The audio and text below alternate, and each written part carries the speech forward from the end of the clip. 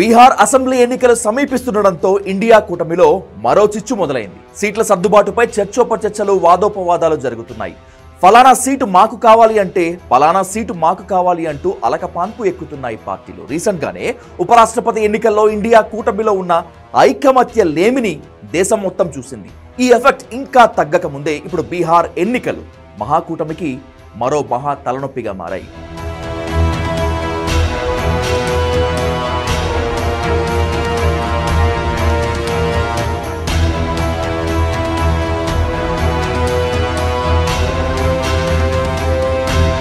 బీహార్ ఎన్నికలు సమీపించడంతో ఎన్డీఏతో పాటు మహాకూటమి ఎన్నికలకు సిద్ధమవుతోంది. ఈ నేపథ్యంలో సీట్ల పంపిణీ విషయంలో మహాకూటమిలోని పార్టీల్లో తీవ్రంగా చర్చలు జరుగుతున్నాయి.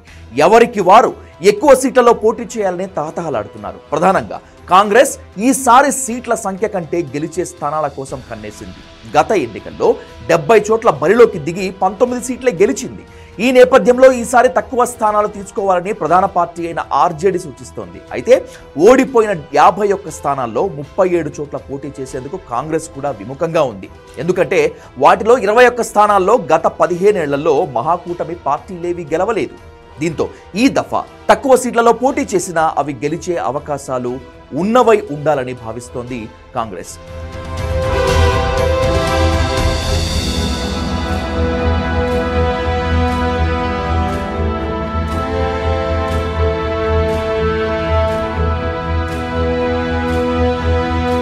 రాహుల్ గాంధీ చేపట్టిన ఓటర్ అధికార యాత్రతో తమ బలం పెరిగిందని, దళితులు, ముస్లింలు, ఈబీసీలు, అగ్రవర్ణాల ఓటర్లు నిర్ణయాత్మకంగా ఉన్న సీట్లు తమకివ్వాలని చర్చల సందర్భంగా కాంగ్రెస్ పట్టుబడుతోంది.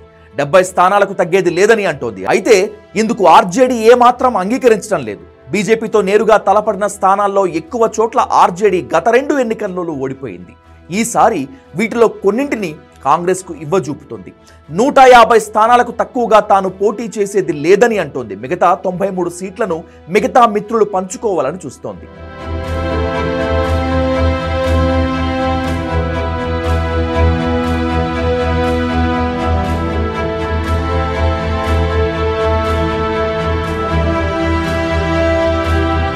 ఇప్పటికే కాంగ్రెస్, ఆర్జేడీ ద్వైపాక్షిక సమావేశాలు జరిపాయి.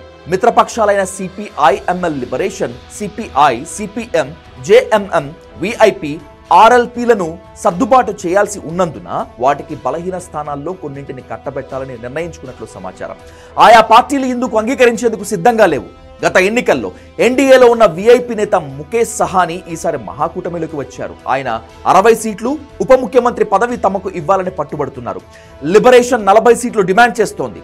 మిత్రపక్షాల తీరుతో విసుగు చెందిన ఆ పార్టీ నేత తేజస్వి యాదవ్ మొత్తం 243 స్థానాల్లో పోటీ చేసే సత్తా తమకుందని ఇటీవల ప్రకటించారు.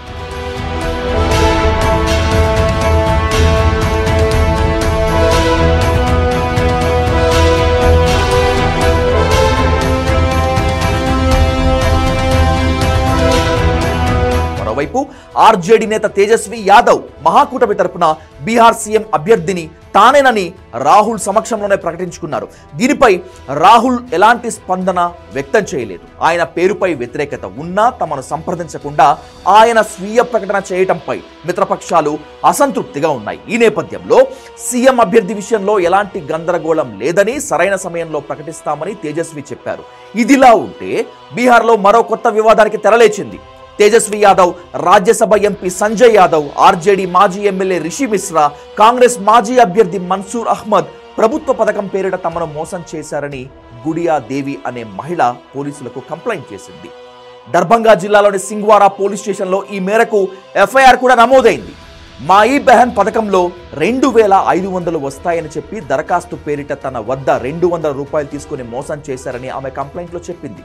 పైన పేర్కొన్న నేతలందరూ దీని వెనుక ఉన్నారని ఆరోపించింది.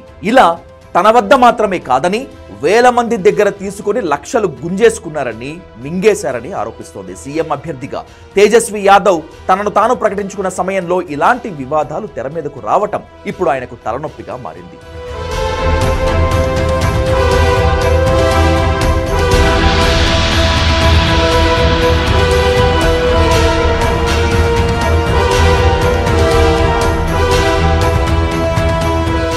ఇండియా కూటమితో కంపేర్ చేస్తే తక్కువే అయినప్పటికీ ఎన్డీఏ కూటమిలో కూడా సీట్ల విషయంలో వాదోపవాదాలు మొదలయ్యాయి. గత ఎన్నికల్లో ఒంటరిగా 135 చోట్ల బరిలోకి దిగి జేడీయూను తీవ్రంగా దెబ్బతీసిన ఎల్జేపీ రామ్ విలాస్ అధినేత ప్రస్తుత కేంద్ర మంత్రి చిరాగ్ పాస్వాన్ సీట్ల కోసం పట్టుబడుతున్నారు. తన పార్టీకి 40 స్థానాలు కేటాయించాలని కోరుతున్నారు. బీజేపీ మాత్రం 25కు మించి ఇవ్వనని స్పష్టం చేస్తోంది. ఈ నేపథ్యంలో ఆయన బీజేపీకి పరోక్షంగా వార్నింగ్ ఇచ్చారు. తాను కూరల్లో ఉప్పు లాంటి వాడని శుతిమెత్తగా హెచ్చరించారు. ప్రతి నియోజకవర్గంలోనూ 20 నుంచి 25 వేల ఓటర్లను ప్రభావితం చేయగల శక్తి తనకు ఉందని స్పష్టం చేశారు.